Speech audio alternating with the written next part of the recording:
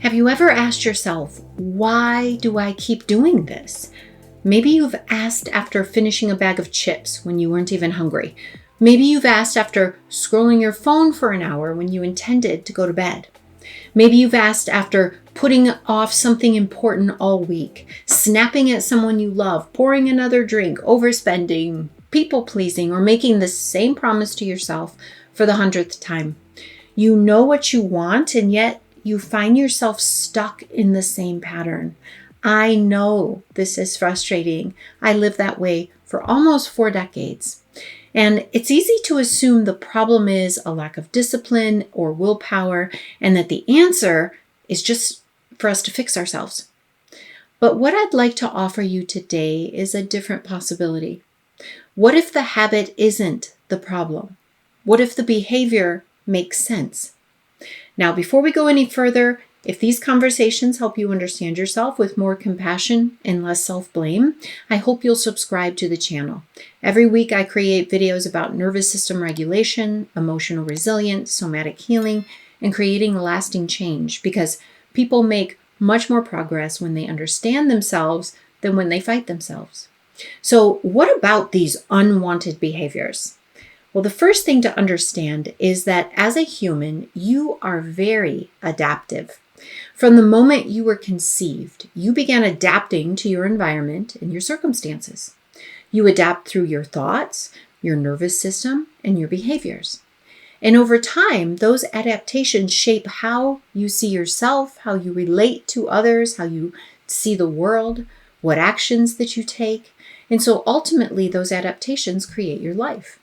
Now, when I say that, people sometimes assume that I'm only talking about trauma. And sometimes trauma is involved, but it doesn't have to be. Adaptation is simply how human beings learn to navigate. If a child grows up in a home where achievement is highly valued, they may adapt by becoming extremely productive and successful. If a child grows up in an environment that feels unpredictable, they may adapt by becoming hypervigilant and always scanning for problems. If a child grows up feeling emotionally alone, they may adapt by learning ways to comfort themselves. Now, the most important thing to understand here is that our adaptations began as solutions, right? They helped us manage, navigate, survive something. The challenge is that sometimes the solution we developed years ago becomes the thing that keeps us stuck today. So I'll give you an example. Imagine a child who grows up in a home where emotions aren't welcome. Nobody has to say to the child, your feelings don't matter. Children learn through experience. Maybe they were told to stop crying or criticized when they became upset. Maybe their caregivers were overwhelmed themselves and simply didn't have the capacity to respond consistently. But over time, that child's system learned feeling difficult emotions isn't safe. So they learned ways to push the emotions down and not engage with them. They might do that through food, playing video games, staying constantly busy, watching TV, or other numbing and distraction behaviors. These are often the behaviors that we desperately want to get rid of now. The problem is that many people try to eliminate the behavior without understanding what role it has been playing in their lives. Imagine removing the warning light from your dashboard of your car because you don't like seeing it, right? The light might disappear, but your failing engine doesn't get fixed by removing the light. Our unwanted behaviors and habits work the same way. The behavior is helping you see something that needs your attention. And until you understand what is driving your behavior and you offer a solution that works better, you're not going to get rid of the behavior. That might be hard to hear. I know I didn't want to hear that. I spent decades trying to figure out how to willpower my way out of my emotional eating challenge. I tried 1,000 different ways to discipline myself. Forcing myself to follow a diet, it seemed a lot easier than figuring out what my underlying need was and why I turned to food for comfort. But the unwillingness to understand that did not help me overcome my challenges with food.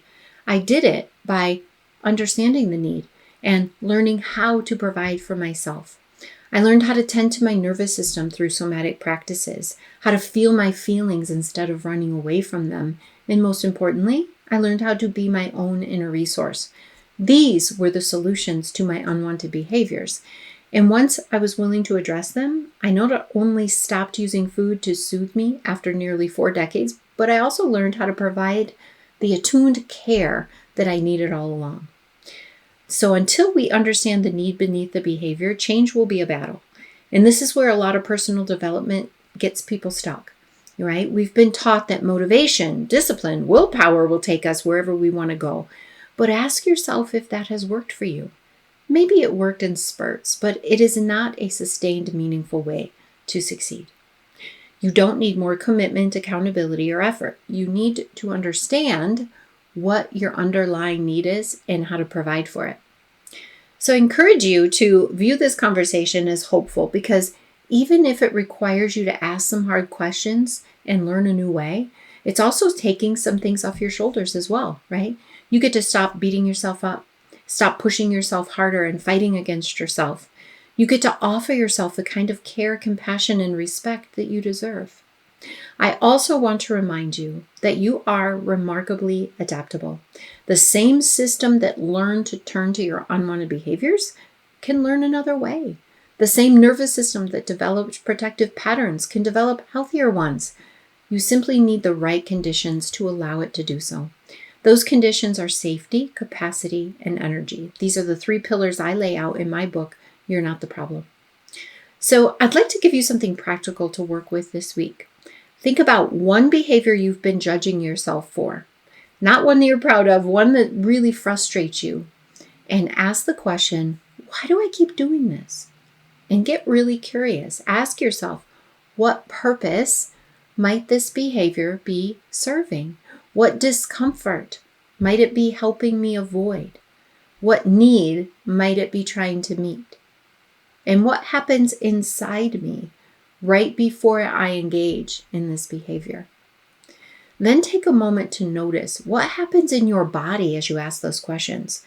Do you feel tension, sadness, anxiety, maybe a heaviness in your chest, an urge to move away from the feeling?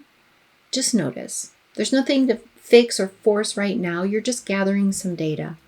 Often the body reveals pieces of the story that the mind has been missing. So spend some time with these questions. Download the free introduction to You're Not the Problem. The link is below in the video description. And let's start tending to the changes that you want to make in a new way, in a way that's loving and effective. Now, I'd love to hear from you in the comments.